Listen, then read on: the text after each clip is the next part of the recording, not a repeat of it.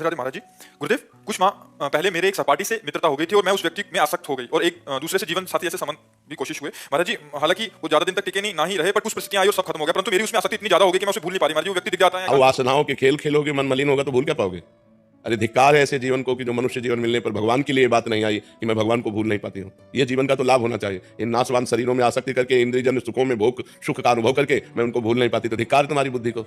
अपने जीवन को पतित करके, भ्रष्ट करके बुद्धि को मनुष्य में आसक्त कर लिया, यही तो नरक जाने का रास्ता है। और कौन सा रास्ता है? जीवन साथी चुनना है तो एक बार चुन लिया और आजीवन उसका निर्वाह किया तो जीवन साथी है। तो व्यभिचार प्रवृत्ति आज से कल, उससे परसों, उससे नरसों, उससे, जिसे आजकल लोग कह रहे हैं ब्रेकअप, बॉयफ्रेंड गर्लफ्रेंड, ब्रेकअप, फिर बॉयफ्रेंड, फिर ब्रेकअप, फिर तीसरा बॉयफ्रेंड। ये क्या है? क्या आज शासन नहीं है ना माता पिता का शासन है, ना समाज का शासन है, ना शास्त्र का शासन, ना भगवान का शासन, कोई स्वीकार नहीं है ना, इसलिए मनमानी आचरण होते हैं। मनमानी आचरण करने का अधिकार किसने दिया तुमको? या एक बार पाणी ग्रहण किया तो आजीवन निर्वाह किया? अपने प्रशासन नहीं, अपने धर्म को नहीं जानती हो, शरीर का बार बार अपवित्र होना, ये क्या है? मन शरीर में लगा हुआ है, मन अपवित्र हो रहा है, पाप का खजाना बन रहा है, नरक जाओ नरक भोगो। ये दुर्लभ मनुष्य देखा, क्या लाभ मिला? आजकल यही प्रवृत्ति चल रही, तुम्हारी बात नहीं बच्चा, ये आजकल प्रवृत्ति यही चल रही है।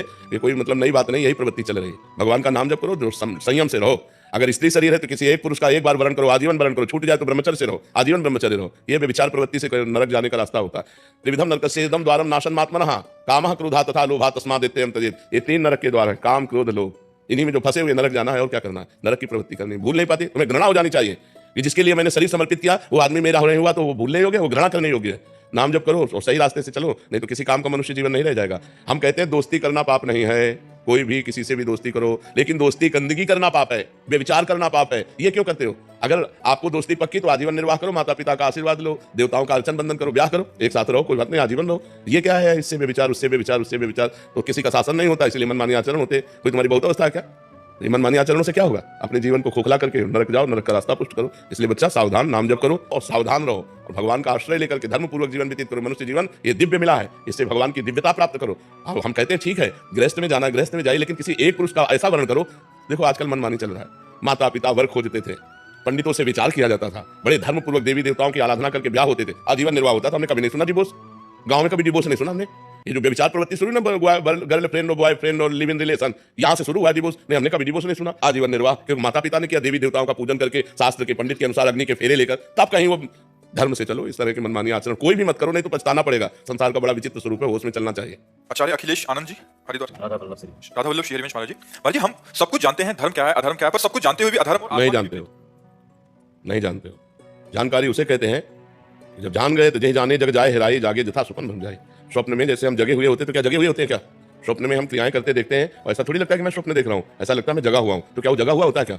वो अज्ञानी स्वप्न में अपने को जगा हुआ जैसे मानता है, वो जगा हुआ नहीं होता। ऐसे आप अज्ञान की धारा में हो और आप ये जानकारी कर रहे हो कि मुझे धर्म का पता है, मुझे अधर्म का पता है। जैसे अपने को जानकारियां जो कुछ है, जो उपलब्ध हो चुकी, वो प्रकृतिजन्य केवल बुद्धि तक है, आपके अनुभव में नहीं है। अनुभव में नहीं तो पता है। पूरा हलवा बनाने की प्रक्रिया आती है, लेकिन कभी बैठ करके बना के पाया नहीं तो क्या फायदा? जिस जानकारी का प्रयोग ना हो सके वो जानकारी हमारी किस काम की?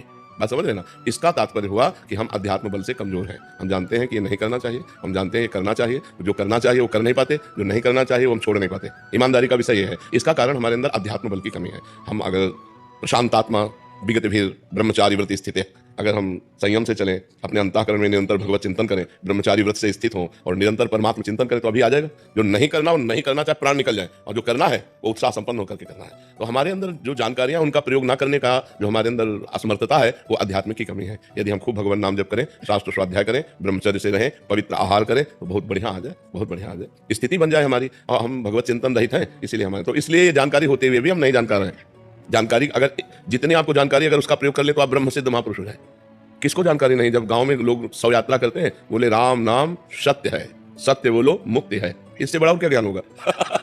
इस ज्ञान से बड़ा और क्या ज्ञान होगा कि पूरे त्रिभुवन में अगर सत्य है तो भगवान का नाम सत्य है, और भगवान का नाम बोलो तो मुक्ति है। लेकिन वो बीड़ी पीते हुए लौटते हैं, उनको कोई मतलब नहीं कि क्या गा रहे हैं। वो समझते हैं मरने वाले के साथ ये गाया जाता है, बस वो गीत गाते हैं, वो उसका भाव तो समझते नहीं है। इसलिए हमें सबको जानकारी है, अपने कल्याण भर के लिए सबको जानकारी है। सबको जानता है मरना है, सब देख रहे हैं एक दूसरे का मरना, सबको पता है यहाँ सब नाशवान है, सबको पता है यहाँ से कोई कुछ लेके नहीं जाता। बस इतनी जानकारी काफी है। अगर हम परमार्थ में चल दें और इतनी जानकारी हमारी पक्की रहे तो हम तो महात्मा बन जाए। लेकिन ये जानकारी ना जानकारी के अंतर्गत ही है। जैसे स्वप्न में जगा हुआ मानता हुआ भी वो सो रहा है, वो अपने को जगा हुआ मानता है, लेकिन जब जगेगा तो स्वप्न हट जाएगा। जगने की पहचान है, स्वप्न हट जाएगा। तो सच्ची जानकारी का मतलब है, धर्म की जानकारी का मतलब है, जय जाने जग जाए हेराई, जागे जथा स्वप्न भ्रम जाई। जो जान गया तो उसके सामने से संसार ऐसे गायब हो जाता है जैसे स्वप्न का पूरा दृश्य जागने पर गायब हो जाता है। फिर दिखाई क्या देता है, सिय राम मैं सब जग जानी, करूं प्रणाम जोरी जुग पानी। तो हम अपनी जानकारी को सत्य बनाएं, हम अपनी जानकारी का प्रयोग कर सके, इसलिए खूब नाम जप करो और ब्रह्मचर्य का जरूर ध्यान दो। आज व्यभिचार परायण हमारी जनता हो रही है, जिधर देखो व्यभिचार का बोलबाला है, वो सब अपवित्र बुद्धि। अध्यात्म को धारण करने के लिए गृहस्थ में तो उचित ब्रह्मचर्य और विरक्त में तो पूर्ण ब्रह्मचर्य। ब्रह्मचर्य के बिना, ब्रह्मचर्य जीवन की नींव है। ये आजकल नए नए सब जितने बच्चे हैं ना, गर्लफ्रेंड बॉयफ्रेंड अस्तमैथुन, ये वो सब नष्ट किए दे रहे हैं अपने आप को। ये क्या है, मनुष्य जीवन का उपहास कर रहे हो, देव दुर्लभ मनुष्य जीवन का उपहास कर रहे हो। बड़े भाग मानुष तन पावा, सुर दुर्लभ सदग्रंथन गावा, साधन धाम मोक्ष कर द्वारा, पाई न जे परलोक संहारा। सो परत्र दुख पावई, सिर धुनि धुनि पछताए, काले कर्मे ईश्वर मिथ्या दोष लगाए। इसलिए खूब नाम जप करो। सौरभ जी फरीदाबाद से। राधे राधे महाराज जी। महाराज जी, कोई भी आध्यात्मिक कार्य के समय, जैसे नाम जप, श्री 84 जी का पाठ के समय मन बहुत ज्यादा संसारिक विषयों में भागता है महाराज जी, इतना तो वो दैनिक कार्यों के समय हाँ, ऐसा ही अनुभव होता है। किसका है प्रश्न? हाँ, वो भागता नहीं है, डिलीट होता है उसमें जो भरा हुआ है। जैसे मोबाइल में कोई मैसेज डिलीट होना तो पहले सामने आता है ना, तो ऐसे जब वो संसारिक कार्य करता है तब वो कवर करता है, अंदर अपने लेता है। जब हम नाम जप करते हैं, ध्यान में बैठते हैं, भगवत चिंतन करते हैं या भगवत पाठ करते हैं, तो उस जैसे चिप है ना, ऐसे एक मन है भागवतिक चिप, अनंत जन्मों में जो हुआ है वो सब भरा, पूरा का पूरा डिलीट करना है। तो जितना हम नाम जप करते हैं उतनी गंदी गंदी बातें जो हम सोचना भी नहीं चाहते, देखना भी नहीं चाहते, करना भी नहीं चाहते, वो भी सब बातें उससे निकलती। कभी ऊट पटांग की बातें निकलती, कभी भूत की, कभी भविष्य की चिंता की। तो हमको उसको शांत भाव से रहना, निरपेक्ष दृष्टा भाव। हमको ना तो परेशान होना है और ना अच्छा लगना चाहिए। बिल्कुल दृष्टा भाव से अपने कार्य में हम मगन है, नाम जप करने में। वो फेंक रहा है गंदी बातें, वो निर्मल हो रहा है। जितना निर्मल होता जाएगा उतना आनंद आता जाएगा। और जहां पूरा निर्मल हुआ तो निर्मल जन मन सो मोहि पावा, मोहि कपट छल छिद्र न भावा। तो हमको ये देखना चाहिए हमारे मन रूपी चिप से ये सब डिलीट हो रहा है, आ नहीं रहा। आता तब है जब हम भगवान से विमुख होकर के क्रियाएं करते हैं, तो सीसी कैमरे की तरह मन सब कवर करता रहता है। और जब हम भगवान का भजन करते हैं तब वो सब डिलीट होती रहती है। तो कवर करना कम करो, हम नाम जब हर समय करते हुए क्रियाएं करें, देखना सुनना सब में भगवान की भावना करें, तो हमारे मन में अच्छी चीजें जा रही हैं। और जो बुरी चीजें भरी है वो डिलीट होती चली जा रही है। तभी तो समय लगता है ना, नहीं तो ऐसे तत्क्षण भगवत प्राप्ति हो जाए। एक नाम भगवत प्राप्ति करा दे। एक नाम त्रैलोक ही तारे, जो न ले सो जन्म ही हारे। एक बार जिन नाम ली हित सो होए अति दीन, हित सो मानो प्रेम से और अति दैन्य होकर, तो प्रभु एक बार में दर्शन दे दे। एक बार जिन नाम ली हित सो होए अति दीन, ताको संग न छाड़ ही ध्रुव अपनो कर लीन। तो एक बार डट कर पहले भजन करें, मन डिलीट हो जाए, इसकी गंदी बातें दैन्य और प्रेम से पुकारेंगे तो भगवान एक नाम में आ जाते हैं, एक नाम में दौड़े चले जाते हैं। जी महाराज जी, जैसे हम नित्य चिंतन करते हैं वृंदावन का, लेकिन जब हम जैसे अपने निजी पलों होते हैं, जैसे ग्रस्त हैं हम पत्नी के साथ में, तो तब महाराज जी अचानक से बहुत ज्यादा चिंतन बनता है आपका। हाँ, बहुत बढ़िया है, बहुत बढ़िया है महाराज जी। अंदर से मन ऐसे लगता है जैसे आप बताते हैं कि अंदर से नाटक ऐसे करो सबके। हाँ, बिल्कुल बिल्कुल। महाराज जी, उसमें कमी आती है। हाँ, किसमें? व्यवहार करने में नहीं, कमी नहीं आनी चाहिए। सफलता इस अंदर से मतलब ये चिंतन होता है कि मैं जाऊं वृंदावन। नहीं, ये अच्छी बात है, लेकिन पत्नी के साथ जब व्यवहार कर रहे हैं, जब पुत्र के साथ व्यवहार कर रहे हैं, जब संसार के साथ व्यवहार कर रहे हैं, तो पूरा परफेक्ट नाटक होना चाहिए। नाटक में कमी नहीं, चिंतन बनता है महाराज। चिंतन अंदर से भगवान का होना चाहिए, नाटक संसार का होना चाहिए, तभी तो परफेक्ट आप कलाकार होगे। इस जगन नाटक मंच पर आपको जो रोल दिया गया है उसका परफेक्ट रोल करना चाहिए। अब ये नहीं कि पत्नी से हम उदास हो रहे हैं, अब वो हमारा मन वृंदावन में जा रहा है इसलिए तुमसे बात नहीं करेंगे, तुमसे नहीं। ये तो बड़ी कृपा है कि जब हम संसार के राग के बंधन में बंधने की स्थिति में, तो हमारा मन वृंदावन भाग रहा था, हमारा मन प्रभु, लेकिन कोई जान ना पावे कि हमारे मन की दशा क्या है। हाँ, बाहरी व्यवहार हमारा संसारिक हो, लेकिन आंतरिक हमारा चिंतन भागवती को। यही तो गृहस्थ धर्म की भक्ति है, यही गृहस्थ धर्म की भक्ति है। चाहत। राधे राधे महाराज जी। महाराज जी, भगवान की कृपा सब पर समान रूप से क्यों नहीं होती? कुछ लोगों को सुख और सफलता मिलती है, जबकि अन्य को दुख और संघर्ष का सामना करना पड़ता है। इसके पीछे क्या रीजन है? नहीं बच्चा, भगवान की सब पर समान कृपा है। सब मम प्रिय सब मम उपजय, आँख कान नाक सब शरीर की सुविधा, सबको वायु, सबको सूर्य, सबको चंद्रमा। भगवान की तरफ से सबको समान कृपा है। जैसे खेती पिता अपने पुत्र को 5 को दे, अब एक ने बमूल बोया, एक ने आम बोया, एक ने गेहूं बोया, एक ने चना बोया, एक ने गन्ना बोया। अब पाने को क्या मिलेगा? बमूल वाले को कांटा मिलेगा, गन्ने वाले को गन्ना मिलेगा, चने वाले को चना। भगवान ने हमको भारत भूमि में जन्म दिया, हमारे कर्म कैसे कैसे हो रहे हैं, तो उनका फल कौन भोगेगा? गीता में भगवान कहते हैं अवश्य में भोक्तव्यम कृतं कर्म शुभाशुभम। 100 रुपया पिता ने सबको दिया, अब एक ने शराब में उड़ा दिया, एक ने गंदी बातों में, फिल्म देखने में, एक जुए में, और एक ने जाके भगवान का काम किया। तो अलग अलग 100 रुपये सबको बराबर दिए, लेकिन अलग अलग होने के कारण 4 को दुख मिलेगा, 1 को सुख मिलेगा। तो भगवान सुख दुख के दाता नहीं है। निज कृत कर्म भोग सुन भ्राता, को न काहू के सुख दुख कर दाता। अपने कर्म का भोग ही हमको भोगना। अच्छा, हम लोगों से कर्म खराब हो गए, भगवान ने ऐसा नहीं किया। भगवान का कोई प्रिय हो, भगवान का कोई अप्रिय हो, ऐसा नहीं। सब मम प्रिय, सब मम उपजाए, सब भगवान के बेटे हैं, सब भगवान से प्रकट है और सबको भगवान बराबर प्यार करते हैं। सब पर मोरी बराबर दाया, भगवान ने कहा। पर हमारे आचरण बिगड़ गए, हमारे कर्म बिगड़ गए। तो जैसे हम कर्म करते हैं, पाप कर्म का फल दुख और पुण्य कर्म का फल सुख, तो हमारे द्वारा जब पाप कर्म अधिक होते तो हमें दुख भोगना पड़ता है। देखो नहीं, मनमानी मनुष्य शरीर मिला है, मुर्गा खा रहे हैं, बकरा खा रहे हैं, गाय खा रहे हैं, भैंसा खा रहे हैं, राक्षस बने हुए लोग हैं। देखो ना आजकल क्या हो रहा है, गर्लफ्रेंड बॉयफ्रेंड पे विचार की प्रवृत्तियों। अब इसका फल तुम सुख चाहोगे? करोगे व्यभिचार, करोगे व्यसन, करोगे हिंसा, खाओगे मांस मछली, इसका परिणाम सुख चाहोगे? नरक भोगोगे, यहाँ भी दुख भोगोगे, वहां भी दुख भोगोगे। संयम से चलो, ब्रह्मचर्य से रहो, शास्त्र स्वाध्याय करो, सत्संग सुनो, नाम जप करो, जीवों पर दया करो, दूसरों का मंगल करो, अभी आनंद आ जाएगा। तो आनंद का मार्ग है इधर और चल रहे हैं इधर, तो फिर कैसे आनंद प्राप्त होगा? पर मार्ग हमारे सब प्रभु के बनाए हुए हैं। हमारे प्रभु ने सब मार्ग बनाया। नरक का मार्ग भी भगवान ने बनाया, वैकुंठ का मार्ग भी भगवान ने बनाया, स्वर्ग का मार्ग भी भगवान ने बनाया, आपको भी भगवान ने बनाया। अब आप चलना किस मार्ग में चाहते हो? सब मार्ग आपके सामने। आप भूत बन सकते हो, आप देवता बन सकते हो, आप महान बन सकते हो, आप नीच बन सकते हो। जैसे आचरण करोगे वैसे बन जाओगे, इसमें भगवान की बात नहीं। समझ पा रहे आप?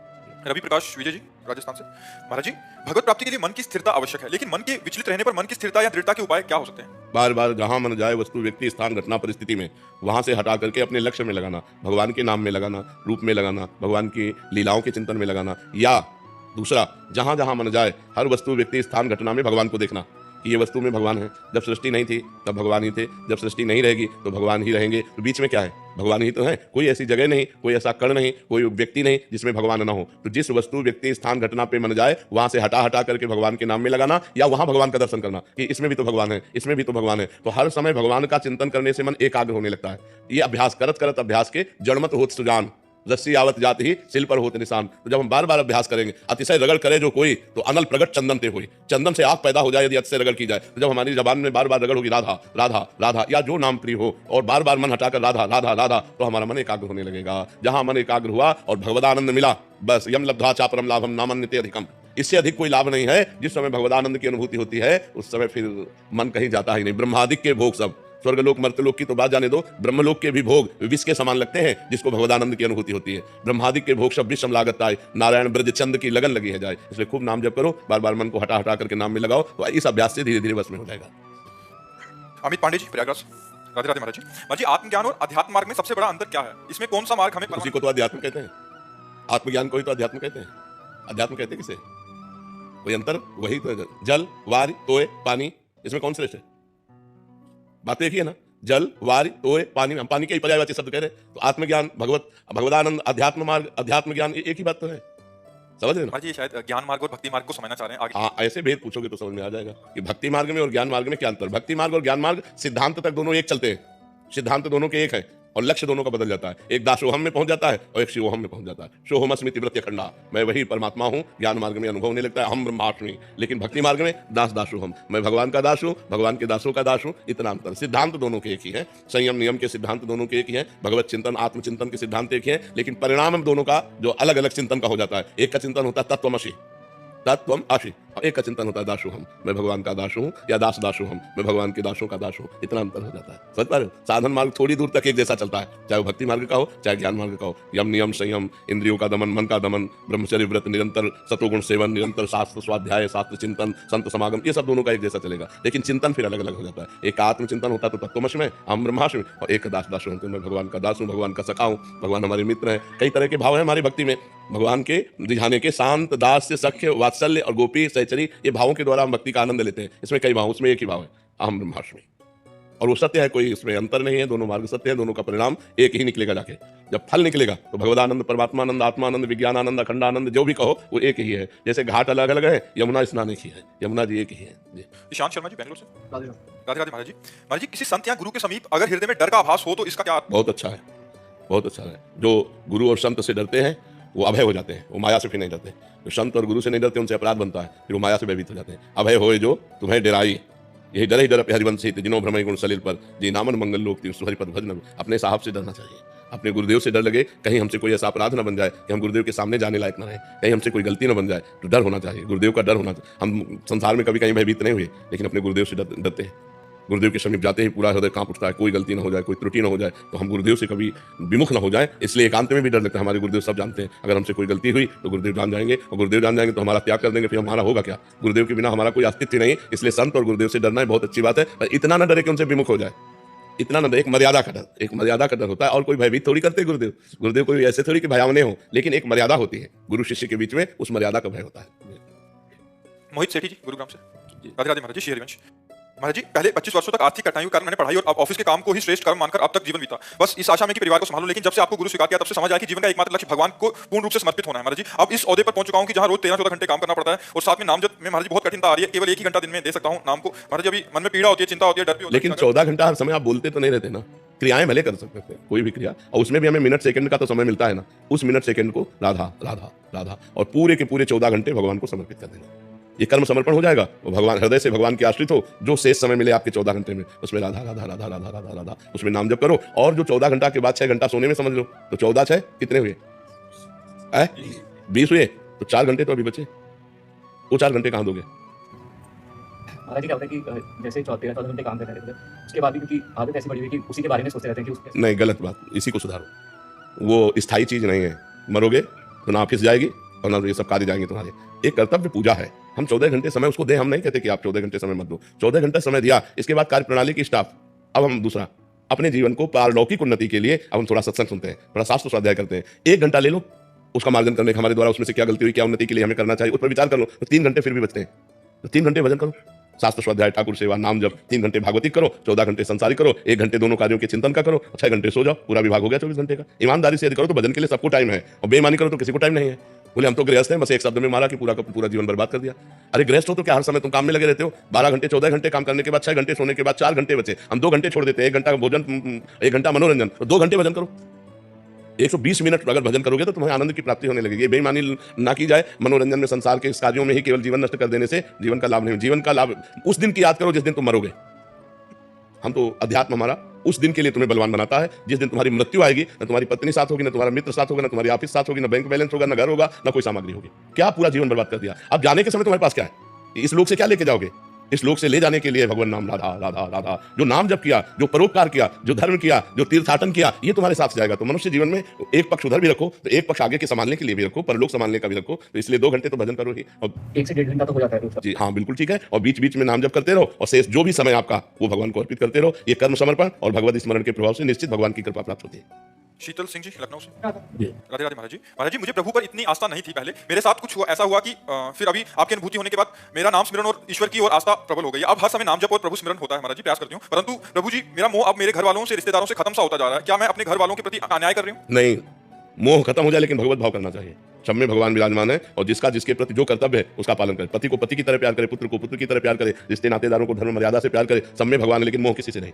यही तो उत्तम बात है, यही तो भजन का फल है कि हम सबसे प्यार करें, सबको सम्मान दें, सब धर्म पूर्वक सबके साथ व्यवहार करें, लेकिन मोह हमारा किसी से नहीं। जी, अब ऐसा होता है कि कुछ भी करने से पहले मन से 2 आवाजें निकलती हैं, लगता है ये मैंने गलत किया, ये सही किया, कुछ इसमें मतलब हमेशा उलझन सी। नहीं, उलझन मत रखो, नाम जप करते रहो, शास्त्र विरुद्ध आचरण मत करो, गंदी बातों को सब कोई जानता है उनको मत करो। और गलत ये नहीं होता, हम परिवार से, जैसे बच्चा है तो हमारा मोह नहीं, लेकिन मेरा भगवान है, इसमें मेरे भगवान है, इसलिए हम बहुत दुलार करते हैं। हमारा कर्तव्य है उसको पढ़ाना, लिखाना, खवाना, पियाना। ऐसे पति मेरा भगवान है, उसके अनुसार कर्तव्य करते हैं, मोह हमारा नहीं है। यही भजन की तो प्रणाली है। भजन और प्यार सिखाता है। भजन ऐसा थोड़ी कि अरे वैसे नहीं, भजन प्यार सिखाता है। सबसे प्यार करो, सबसे प्रेम से, धर्म के अनुसार प्यार करो, और नाम जप करो, मोह किसी से करो मत। यही तो भगवान के मार्ग की पद्धति है।